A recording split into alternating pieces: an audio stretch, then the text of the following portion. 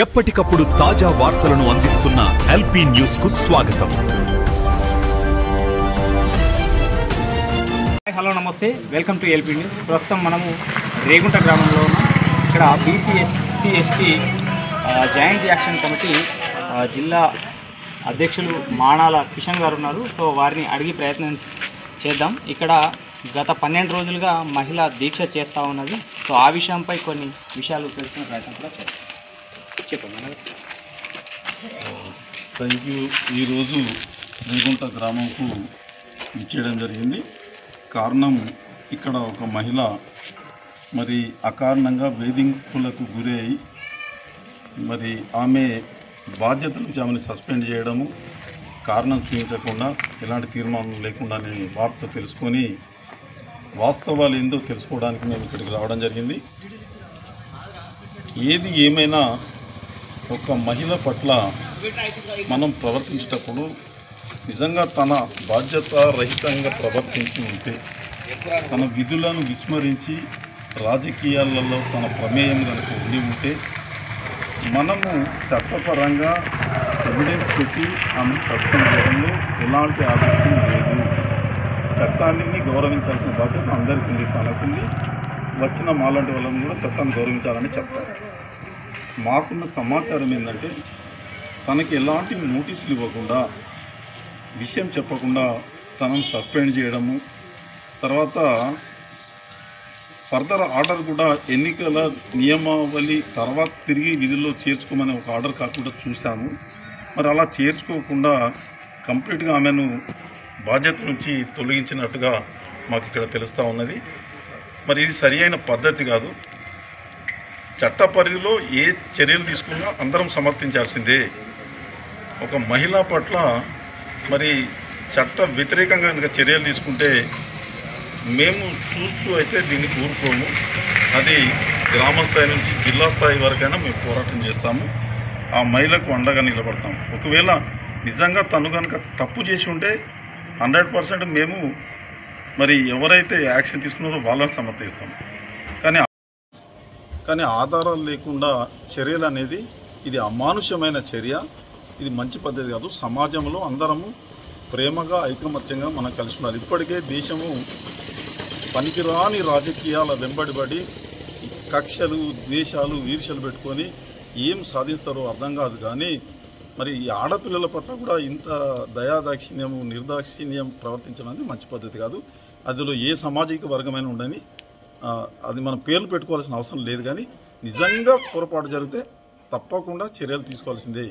కానీ ఆ పొరపాటును చూపించకుండా, ఆధారాలు లేకుండా మాత్రమే యాక్షన్ తీసుకుంటే అది సరి అయిన పద్ధతి కాదు. ఒకవేళ అదే కనుక నిజమైతే మేము తప్పకుండా పోరాటం జిల్లా స్థాయిలో చేస్తాం. మేము పీడీ గారిని కలుస్తాం. ఎందుకంటే సంబంధిత అధికారులు ఎవరిని అడిగినా సరి అయిన రెస్పాన్స్ అనేది ఇవ్వట్లేదు. మీరు మాట్లాడారు కదా అధికారులతోటి, పీడీ గారితో మాట్లాడారా? లేదు, నేను మన ఇమ్మీడియట్గా ఏపీఎం వారితో మాట్లాడితే వారు మొన్ననే బదిలీపై వెళ్ళి నూతన శంకర్ అనేటువంటి అధికారిని ఇన్ఛార్జ్గా మాత్రం పెట్టారట. వారు ఒకే ఒక మాట చెప్తా ఉన్నారు, దయచేసి నాకు విషయాలు తెలియదు సార్, నేను వచ్చేవారికి ఇదంతా తతంగం అయిపోయింది, గత సంవత్సరం నుంచి జరుగుతున్న క్రియ ఇది, ఏదైనా ఉంటే మీరు పీడీ గారితోనే పూర్తి వివరాలు తెలుసుకోవచ్చు అనేది చెప్పినారు. చాలా సంతోషం. తప్పకుండా మేము పీడీ నిజంగా అన్యాయం జరిగితే మాత్రము జిల్లా స్థాయిలో తీవ్రంగా దీన్ని చర్య తీసుకోవడానికి ఉద్యమిస్తామని ఈ వేదిక నుంచి మేము తెలియజేస్తా ఉన్నాము. తప్పకుండా మేము ఇప్పుడే జిల్లాకు వెళ్తాం. జిల్లా అధికారులతో కూడా సంపూర్ణ నివేదికను మేము తెలుసుకోవడానికి ప్రయత్నం చేస్తాము. కానీ ఏది ఏమైనా ఒక ఆడపిల్ల పట్ల ఇంత నిర్దాక్షిణ్యం అనేది మంచి పద్ధతి కాదు. పొరపాట్లు జరిగితే ఆధారాలతోని ప్రూఫ్ చేసి చర్యలు తీసుకోవాల్సిందని మేము కూడా దాన్ని సమర్థిస్తాం. కానీ ఆధారాలు లేకుండా చేస్తే మాత్రం పొరపాటని ఈ సందర్భంగా మేము హెచ్చరిస్తా ఉన్నాము. ఇది మంచి పద్ధతి కాదు అని కూడా తెలియజేస్తా ఉన్నాం. Thank you. నమస్కారం సార్, నా పేరు వినుగుర్తి సరిత, గ్రామం రేగుంట, భర్త పేరు ప్రసాద్. నేను నా ఉద్యోగం న్యాయం కావాలని నేను నిరాహార దీక్ష చేపట్టిన ఇవాళకి 12వ రోజు. అయినప్పటికీ ఎంపీడీఓ గారు కానీ ఎంఆర్ఓ గారు కానీ జిల్లా నుంచి ఎట్లాంటి అధికారులు రాలేరు. నిన్నటి వరకు కూడా సరే ఏం జరుగుతుందో అని అన్ని సంఘాల నాయకులు, అన్ని పార్టీల నాయకులు వచ్చి నాకు మద్దతు తెలపడం జరిగింది. అయినప్పటికీ కూడా నిన్న జరిగిన విషయం ఏంటిది అని అనుకుంటే, ఇప్పుడు ఎవరైతే మనం ఆరోపిస్తున్న ఎక్స్ ఎంపీటీసీ గడ్డం శ్రీనివాసరెడ్డి, నిమ్మల జలంధర్ రెడ్డి గారికి సంబంధించిన తాటిపాముల విమల అనే వ్యక్తి నిన్న సాయంత్రం మైకుల గ్రామైక్య సంఘం మీటింగు అందరినీ మహిళలను రమ్మని మైకులో చెప్పించి ఏమైంది అని అంటే, ఈ 11 రోజులలో రాని వ్యక్తులు ఏమైంది ఇక్కడ దీక్షకు అని ఆలోచించని వ్యక్తులు మల్లాపూర్ నుండి మండల అధ్యక్షురాలు తేజశ్రీ అని ఇంకా 2 సభ్యులను పట్టుకొని వచ్చి గ్రామ పంచాయతీలో అసలు వాళ్ళు ఏమనుకొని వచ్చిరో ఇక్కడికి నాకు తెలియదు. మరి ఇక్కడ నేను ఒకదాన్ని టెంట్ కింద కూర్చున్నా, మరి ఎందుకు కూర్చుందా అనేది పక్కన పెట్టేసి ఈ గడ్డం శ్రీనివాసరెడ్డి భార్య కూడా అక్కడ మీటింగ్లో పాల్గొనడం జరిగింది. ఈ మీటింగ్ వాళ్ళకు అనుకూలంగా మార్చుకోవడానికి, నా మీద దౌర్జన్యం చేయడానికే వాళ్ళని రప్పించారని నాకు అర్థమైంది. దయచేసి నేను ప్రభుత్వాన్ని ఒకటే విన్నవిస్తున్నా, నా న్యాయ పోరాటం అనేది నేను న్యాయంగా చేస్తున్నా. నాకు ఆయన గడ్డం శ్రీనివాసరెడ్డి నుంచి ఎన్ని ఇబ్బందులు ఉన్నాయనేది నేను మొదటి రోజు నుంచి కూడా పత్రికా సోదరులకు చెప్పేస్తూ ఉంది. కానీ రోజు రోజుకి కూడా నాకు వీళ్ళ నుంచి ఇబ్బందులు ఎక్కువ అవుతూ ఉన్నాయి. నేను దయచేసి ఒకటే విన్నవించేది, నేను రేపు ప్రొద్దున ఆమరణ నిరాహార దీక్ష కూడా చేపట్టడానికి సిద్ధంగా ఉన్నా. ఖచ్చితంగా నాకు న్యాయము చేయాలని అందరూ బీసీ సంఘాల నాయకులను మిగతా అందరినీ కూడా వేడుకుంటున్నా. ఇంకొకటి ఏంది, నాకు ఇక్కడ ప్రాణభయం కూడా ఉంది వాళ్ళతో. వాళ్ళు నన్ను ఏ క్షణాన కూడా ఇక్కడ ఏం చేసేది కూడా తెలియదు. నా పిల్లలను నన్ను వాళ్ళు చంపేంత కూడా చేసేటట్టు కనబడుతుంది. ఖచ్చితంగా నాకు అందరినీ కూడా బీసీ సంఘాల నాయకులను కోరేది, నాకు ప్రొటెక్షన్ ఖచ్చితంగా కావాలి.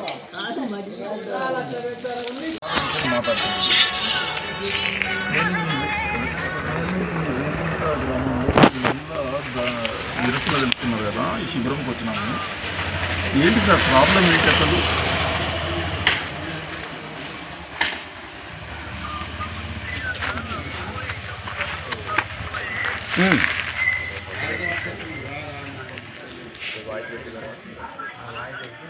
చెప్పండి.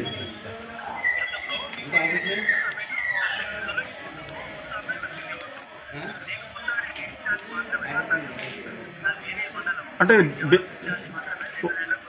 ఓకే. ఇప్పుడు సార్ చిన్న క్లారిఫికేషన్, మీరు కొత్తగా వచ్చిన సబ్జెక్ట్ అయితే ఉంటుంది కదా, రీజన్ ఏంది అనేది ఉంటుంది కదా. సస్పెండ్ చేశారు అన్నారు, ఏదైనా అలిగేషన్సా ఏంటి, ఎట్లా సస్పెండ్ చేసినారు? వ్యక్తిగత కక్షలా లేకుంటే ఏదైనా ప్రాబ్లమ్ క్రియేట్ అయింది అక్కడ ఏంటి?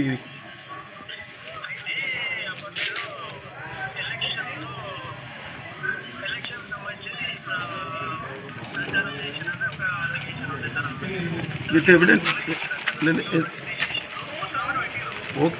నేనేమంటున్నా సార్, తొలగించినారు కదా, అలిగేషన్ ఉంది, ఆమె బాధ్యతను వదిలిపెట్టి ఎన్నికల్లో పాల్గొన్నారని ఒక ఆరోపణ ఉంది అంతే కదా.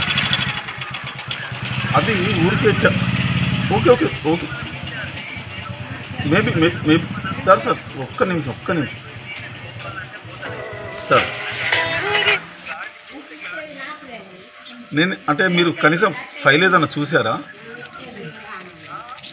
ఫైల్ చూసినారా? ఇప్పుడు సస్పెండ్ చేసినారా అని చెప్తున్నారు కదా, కొత్త ఆమెను పెట్టారన్నారు కదా.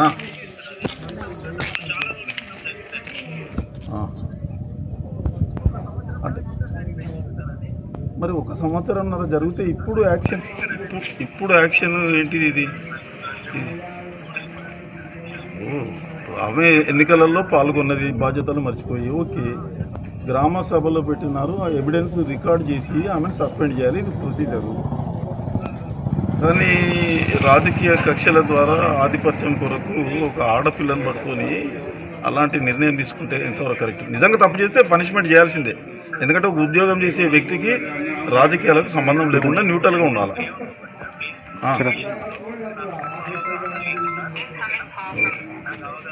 ఓకే. ఇప్పుడు మాకు సార్ నాకు ఒక చిన్న ఇంకోటి ఇన్ఫర్మేషన్ అంటే, మేము ఎవరిని అప్రోచ్ కావాలి క్లారిటీ కొరకు నాకు చెప్పండి.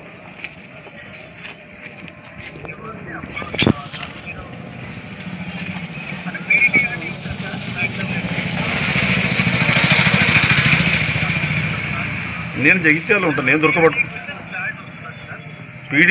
పీడి గారిని కలమంటారా?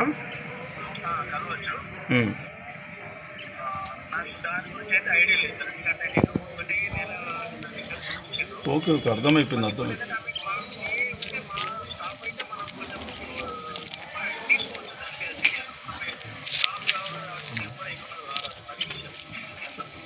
ఓకే. ఇప్పుడు అంటే యాక్షన్ తీసుకునే అథారిటీ గ్రామ పంచాయతీకి ఉందా?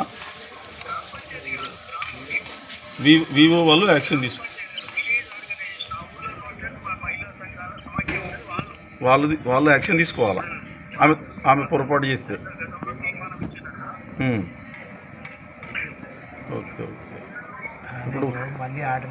ఇప్పుడు ఆమెకు మళ్ళీ ఎన్నికల తర్వాత అంటే ఆమె దగ్గర కాపీ చూసినాను నేను. ఇప్పుడు ఆ కాపీలో ఆర్డర్లు ఏముందంటే ఎన్నికల నియమావళి తర్వాత ఆమెను తిరిగి చేర్చుకోవచ్చు అనేది ఒకటి ఇచ్చినారు. మరి అది ఇంప్లిమెంటేషన్ చేయలే కదా సార్?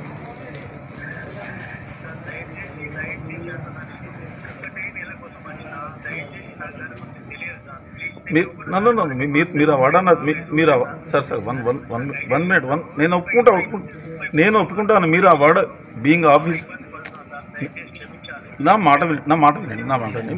మీరు ఐజే ఎంప్లాయీగా మీరు ఆ వాడ అనద్దు. దయచేసి అనే పదము నా మాట వినండి.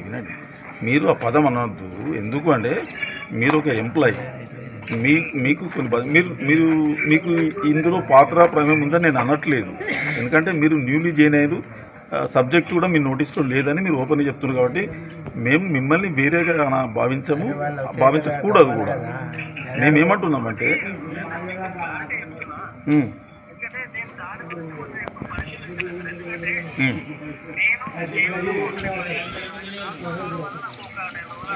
ఇన్ఛార్జ్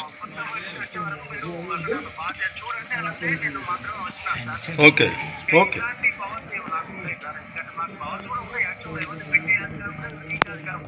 సరే సార్. ఇప్పుడు ఏమున్నా పీడీ గారే కదా రెస్పాన్సిబిలిటీ. లేదు ఇప్పుడు whole and sole district officer అయితే పీడీ గారే కదా దీనికి బాధ్యత. ఓకే. మేము అప్రోచ్ అవుతాము. నేను కలుస్తాను. నేను జగిత్యాల హెడ్ క్వార్టర్లో ఉంటాను.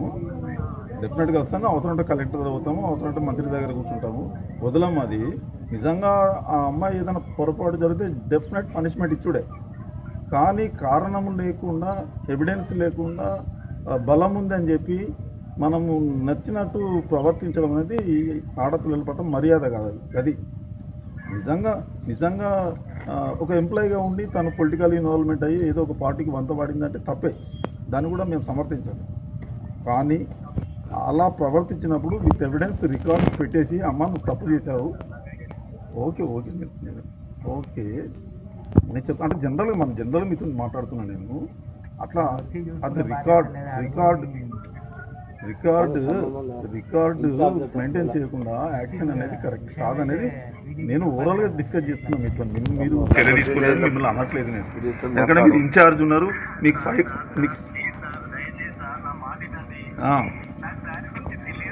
నేను అదే చెప్తున్నా కదా. మీరు ఆ వర్డ్ అనద్దు దయచేసి.